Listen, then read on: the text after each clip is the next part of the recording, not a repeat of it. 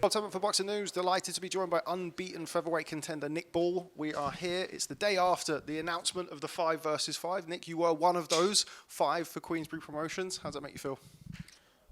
Makes me feel good, yeah. Frank could have picked anyone and he picked me, so yeah, it's a big moment for me and a massive opportunity and I'm looking forward to it. I just mentioned to you off camera, there's kind of big time boxing and then there's this and of course the show that you boxed on against Rey Vargas. It's still something to behold, isn't it, all of this? Yeah, it is. This is what's happening with boxing now, you know. This is all new, innit? It's all new and no one's ever seen it before and you know, it's the whole world's watching and this is something else, so I'm made up to be a part of it, yeah, and just taking it all in. Now, obviously, I don't want to spend too much time talking about the past, but let's talk about the Rey Vargas fight. Of course, a fight that was a draw. A lot of people felt that you did enough to edge the fight. But obviously, your first fight at world title level. How do you feel you equipped yourself in there? Are you happy with your performance now you've looked back on it? Not really, no. Not happy with any of that. You know, what happened with the fight, the whole thing, yeah. Not really too happy with it.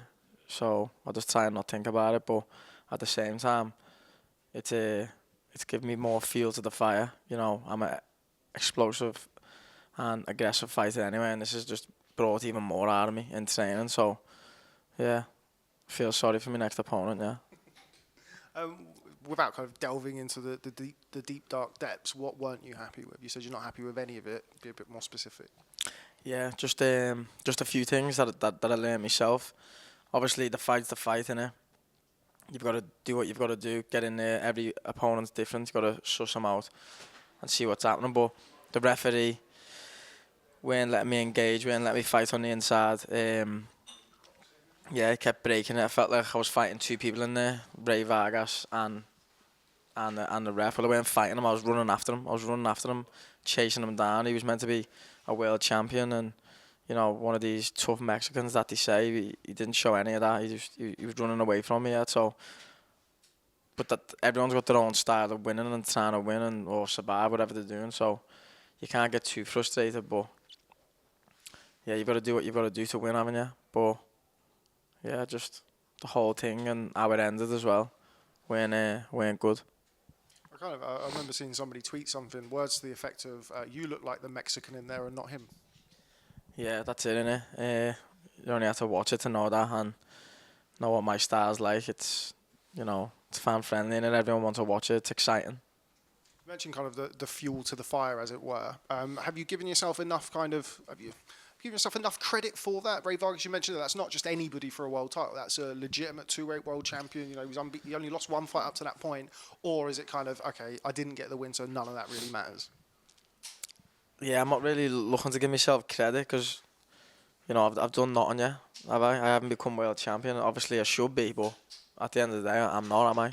So I know what I can do as well, and I'm better than that.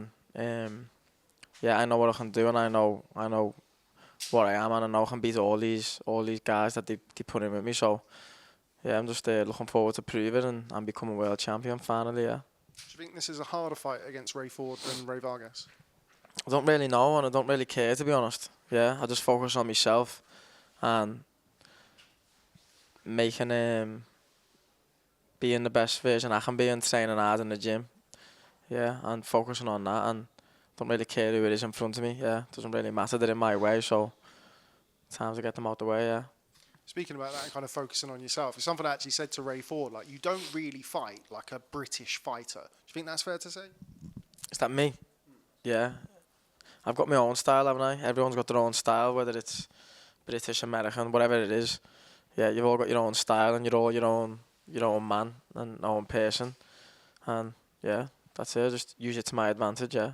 I overheard you talking to Danny Flexen over there. He's not in there anymore from Seconds Out. And you were talking with your coach about watching Eder Joffrey, a brilliant Brazilian bantamweight world champion. Of course, you mentioned Mike Tyson as well.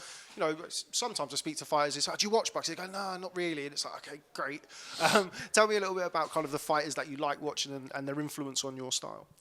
We watch all types of fighters. Yeah, all types of fighters, all the greats, all the throwback fighters, the 15-round fights. We get into boxing at 10 o'clock in the morning and Paul has us in the office sitting down watching all these black and white tapes for an hour, and then we start training at 11. Yeah, we do it properly. We're getting like, you know, school. I want to say, yeah, we're not getting trained. Like obviously we're getting trained, but yeah, you really treat it like, you know, he's teaching you, isn't he? Like it's proper in our gym.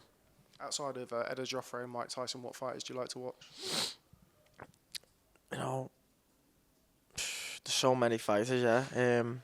Just depends what mood I'm in, yeah. Depends what day it is, what type of style I'd like to watch, yeah. But there's that many. Yeah, there's that many to name. You know, I can't really think on the spot. But you know what I do like the most? Being in the gym with all the fighters that I'm in the gym with. That means a lot to me, yeah. We seeing how good they are, and myself, we all put the work in together. Obviously, we watch great fighters in the morning, and then we all train together then and that.